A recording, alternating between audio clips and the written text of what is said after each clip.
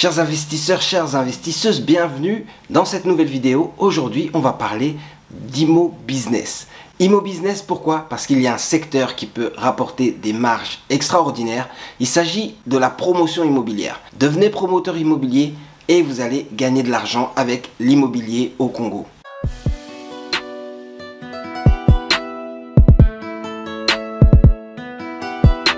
Bonjour à toutes et à tous.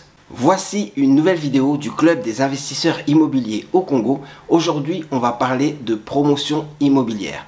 On va savoir enfin ce que c'est être promoteur immobilier et comment on fait pour gagner de l'argent quand on est promoteur immobilier.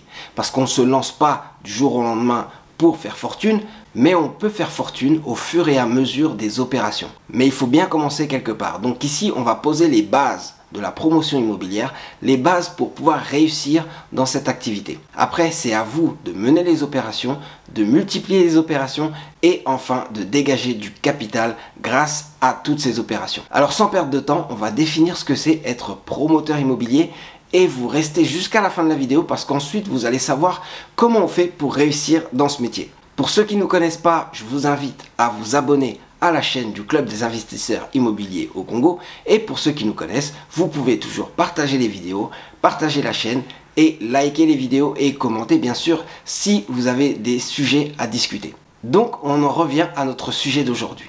On parlait de promotion immobilière. Déjà, la promotion immobilière, elle est nécessaire dans tous les pays. Elle est nécessaire dans tous les marchés parce qu'elle permet de créer quelque chose, de créer de la valeur parce qu'il s'agit de projets immobiliers qui font intervenir énormément d'opérateurs pour enfin créer quelque chose qui va pouvoir se revendre et se revendre avec une marge. On a donc besoin des promoteurs immobiliers parce qu'on a besoin de développement immobilier, on a besoin de développement urbain. Si vous regardez les villes se développent, que ce soit côté commercial avec des zones d'activité commerciale ou des centres commerciaux, mais aussi côté industriel où on va devoir construire des bâtiments, ou côté tertiaire où on va aussi construire des bâtiments, mais là ça va être des bâtiments de type bureau et tout ce type de bâtiments qui vont servir à l'activité économique. Mais bien sûr, quand on parle promotion immobilière, on va aussi et surtout parler de résidentiel. Résidentiel, pourquoi? Parce qu'il y a besoin de logement et le besoin de logement au Congo, il est tellement énorme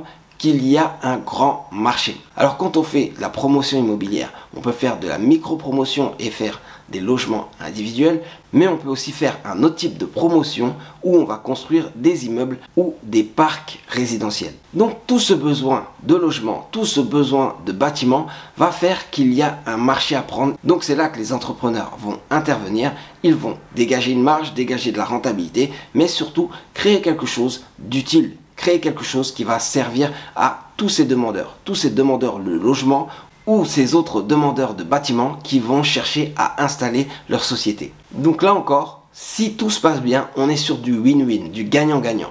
Certains font des programmes immobiliers et gagnent de la rentabilité, c'est vous, chers investisseurs, et d'autres vont avoir enfin des locaux et des locaux à la mesure de leurs ambitions. Donc ça, c'est les clients finaux. Ça peut être des investisseurs qui vont acheter pour ensuite revendre ou faire louer, mais ça peut être aussi des utilisateurs qui vont juste acheter ce que vous produisez et utiliser directement les biens immobiliers. Mais la promotion immobilière, cette activité se découpe en 3 étapes. Il y a 3 étapes pour faire de la promotion immobilière. La première étape déjà, c'est la prospection foncière.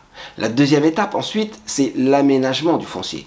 Et enfin, la troisième étape, ce sera la promotion immobilière, donc la construction pour ensuite revendre. Donc il faut connaître ces 3 étapes pour être un bon promoteur immobilier. Alors commençons directement par l'étape numéro 1, la prospection immobilière. C'est une étape très importante parce qu'elle permet de trouver les biens immobiliers, donc les biens foncier, car le foncier, c'est vraiment la base. La base, c'est avoir la terre sur laquelle on va construire. Alors ça peut être un terrain, mais ça peut être aussi des immeubles délabrés ou des vieux immeubles ou des maisons inachevées qu'on va détruire, démolir pour recréer du foncier. Et une fois qu'il y a du foncier, on peut développer un programme immobilier dessus. Donc la prospection foncière reste quand même une étape clé pour le promoteur immobilier. Trouver les terrains et ensuite les acheter aux propriétaires fonciers. Ça peut être des achats cash, ça peut être des achats à crédit, mais ça peut être aussi des arrangements avec les propriétaires fonciers pour qu'ils aient eux aussi des parts dans le futur projet immobilier. Mais tout d'abord, il faut avoir du flair. Trouver les meilleurs emplacements, trouver les emplacements qui vont prendre de la valeur et les emplacements qui vont permettre de développer des projets immobiliers intéressants. Et ça ne va pas être les mêmes emplacements s'il s'agit de projets immobiliers dans le domaine de la logistique, ou alors des projets immobiliers de bureaux ou des projets immobiliers commerciaux, donc des centres commerciaux ou des zones d'activité commerciale, ou alors des zones résidentielles. Sachez que quel que soit le type de projet que vous avez des emplacements qui sont dédiés et des emplacements qui peuvent apporter de la valeur à votre projet. C'est ces emplacements-là qu'il faut trouver.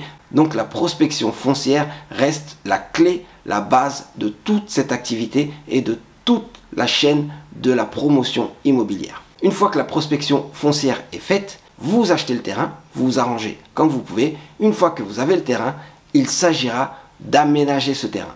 L'aménagement foncier, c'est un métier à part. L'aménagement foncier, c'est quand vous achetez des terrains et qu'ensuite vous les viabilisez. Donc il s'agit là de faire de la voirie, il s'agit de brancher le secteur à l'électricité ou de faire des arrivées d'eau et aussi faire des évacuations d'eau usée pour enfin avoir un domaine habitable ou, dans la majorité des cas, utilisable pour toutes les fonctions liées à votre projet immobilier final. Pour cette étape d'aménagement foncier, il va vous falloir faire appel aux services publics, car c'est eux qui vont ensuite débloquer les situations. Non seulement pour avoir la propriété des terrains, mais aussi pour le découpage des terrains et l'administration de ces découpages, mais surtout pour tout ce qui est branchement avec les services publics. Parce que quand vous avez besoin d'électricité, vous allez devoir faire appel à la SNEL. Même si leur service quelquefois laisse à désirer, vous allez devoir vous brancher à la SNEL pour avoir directement l'électricité qui est produite au Congo.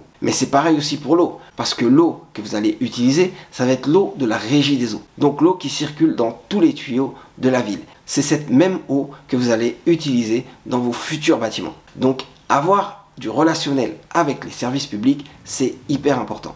Et un autre cas aussi, c'est que beaucoup de gens oublient, mais vous allez avoir besoin de routes et vous allez avoir besoin de caniveaux pour vos évacuations d'eau. Donc tout ça, ça doit se faire de concert avec les services de l'État.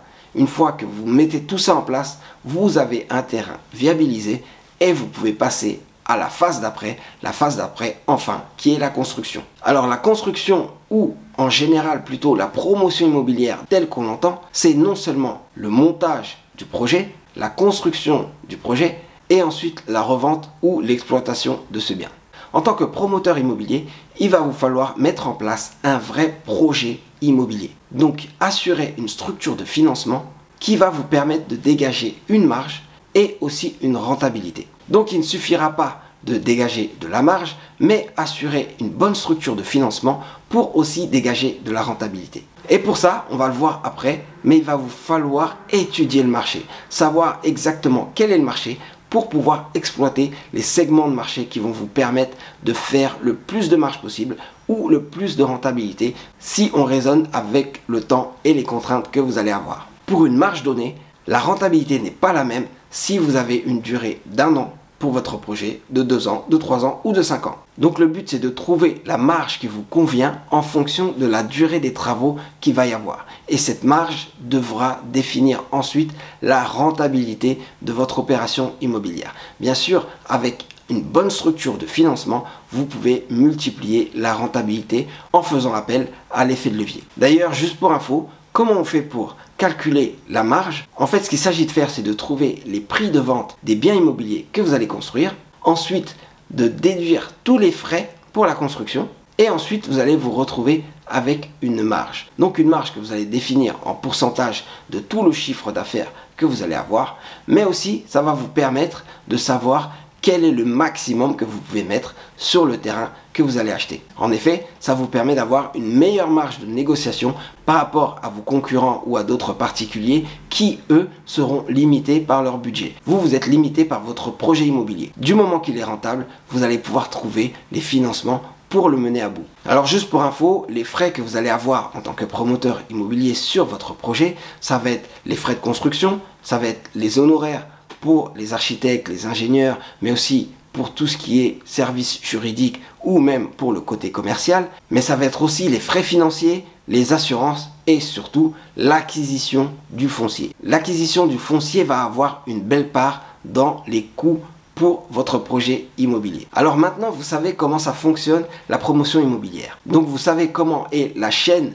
de la promotion immobilière pour dégager une marge, pour dégager une rentabilité. Il est temps de se lancer. Mais comment vous faites pour effectivement gagner de l'argent? Vous avez besoin de certaines compétences. La première compétence, c'est déjà la compétence technique. Il va falloir faire appel à des gens qui connaissent leur métier, que ce soit les architectes pour la conception des biens immobiliers, mais aussi les ingénieurs en structure qui vont eux s'occuper de faire en sorte que ce projet tienne et surtout qui seront sur le terrain pour ériger le projet. Mais aussi d'autres ingénieurs qui vont vous permettre de faire tout ce qui est eau et électricité au sein de vos bâtiments. Ça veut dire tout ce qui est tirage de l'électricité, mais aussi plomberie. Ça aussi, c'est un métier à part. Et toutes ces personnes vont devoir être compétentes pour pouvoir intervenir dans votre projet immobilier afin que ce projet se termine bien. Ça, c'est la première compétence. Et là-dessus, il va vous falloir faire très attention et faire un casting de choc.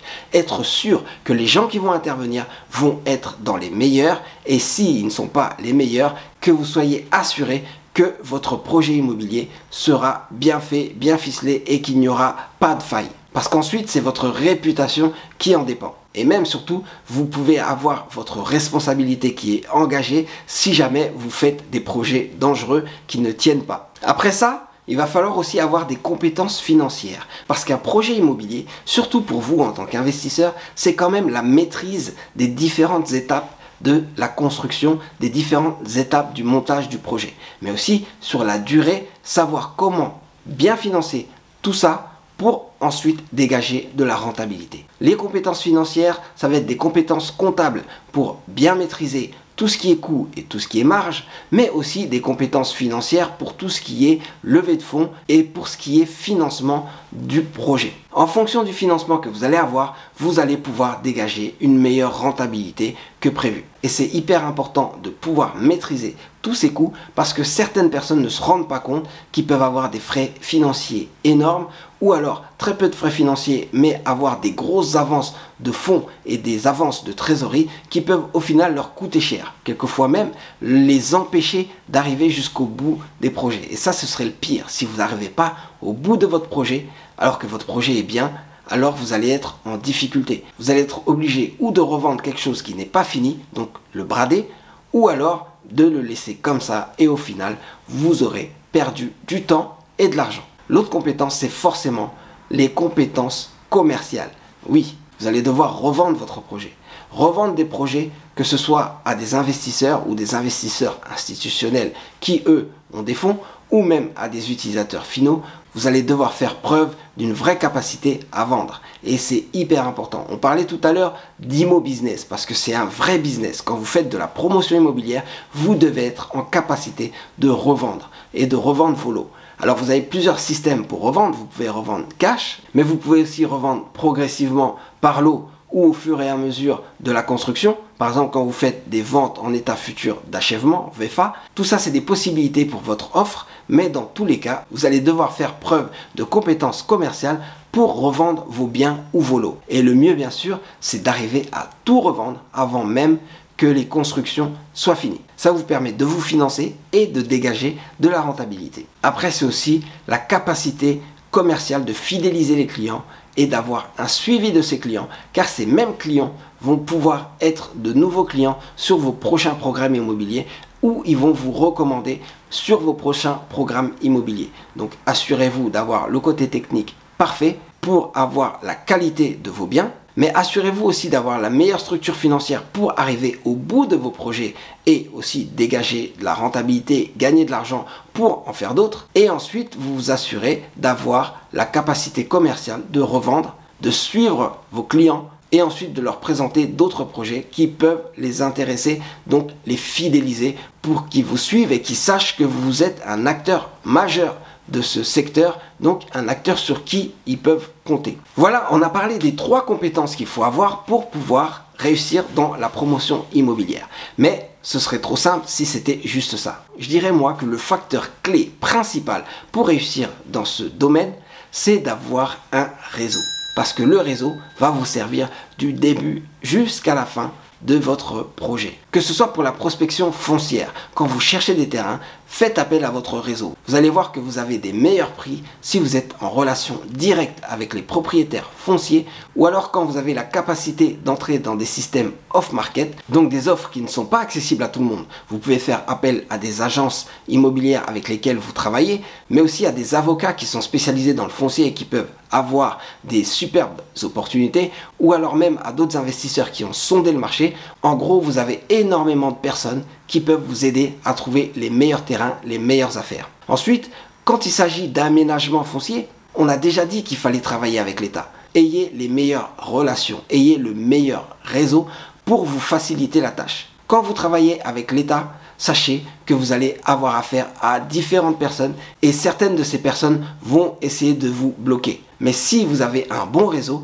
alors les portes seront ouvertes partout où vous irez. Que ce soit pour les routes, que ce soit pour l'eau, que ce soit pour l'électricité, vous allez avoir la possibilité de travailler en direct avec des personnes qui vont vous être recommandées et vous-même vous serez recommandé à ces personnes pour réussir à mettre en place cet aménagement foncier. L'aménagement foncier, c'est un métier, donc si vous pouvez vous laisser faire à des personnes qui sont spécialisées dans ce secteur, mais si vous intégrez tout ça dans votre activité, alors développez le réseau nécessaire auprès des administrations pour vous assurer de pouvoir faire des aménagements fonciers qui sont efficaces et qui ne durent pas trop longtemps, mais surtout que ça vous coûte le moins cher possible et le moins de temps possible. Ensuite, une fois qu'il s'agit de faire de la construction, là encore, il va vous falloir un bon réseau. Travaillez avec les meilleures personnes. Je le répète toujours, c'est travailler avec les meilleurs pour avoir les meilleurs biens, pour avoir les meilleurs lots,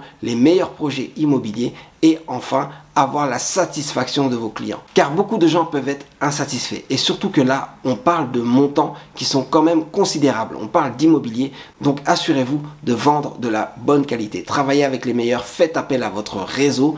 Vous allez pouvoir travailler avec des gens sur plusieurs projets et des gens qui seront sérieux du début jusqu'à la fin. Et la dernière étape, bien sûr, c'est la commercialisation. Si vous n'avez pas de réseau, vous allez très vite comprendre que c'est plus difficile de vendre des biens immobiliers. Parce que les biens immobiliers ont une certaine valeur, donc il va falloir faire appel à votre réseau pour avoir les meilleurs commerciaux et bien sûr les meilleurs clients finaux. Les meilleurs clients finaux, c'est ceux qui payent le plus et qui vous font confiance et qui vous suivent sur vos différents projets immobiliers. Voilà, je sais que ça fait beaucoup, mais si vous avez toutes ces compétences et que vous avez un réseau, vous savez que vous pouvez réussir dans tout ce qui est promotion immobilière. La promotion immobilière, ça va vous permettre de dégager des marges, de toujours faire du capital et quand vous avez du capital et que vous pouvez multiplier les opérations, vous allez pouvoir dégager de la rentabilité. En tant qu'investisseur, c'est ce que vous recherchez et la promotion immobilière peut vous l'offrir. Donc devenez promoteur immobilier, développez des compétences commerciales, techniques et financières pour pouvoir faire des bons projets immobiliers et surtout développer votre réseau. Voilà en gros, j'espère que cette vidéo vous a plu et qu'elle vous a appris ce qu'il fallait sur la promotion immobilière. Comment devenir promoteur immobilier et réussir dans cette activité, c'était le thème de la vidéo d'aujourd'hui. On se revoit donc sur une prochaine vidéo qui va parler d'autre chose, mais toujours dans l'immobilier au Congo. C'est tout pour moi, c'était Serge Aliwania pour le club des investisseurs immobiliers au Congo. Restez connectés, restons connectés.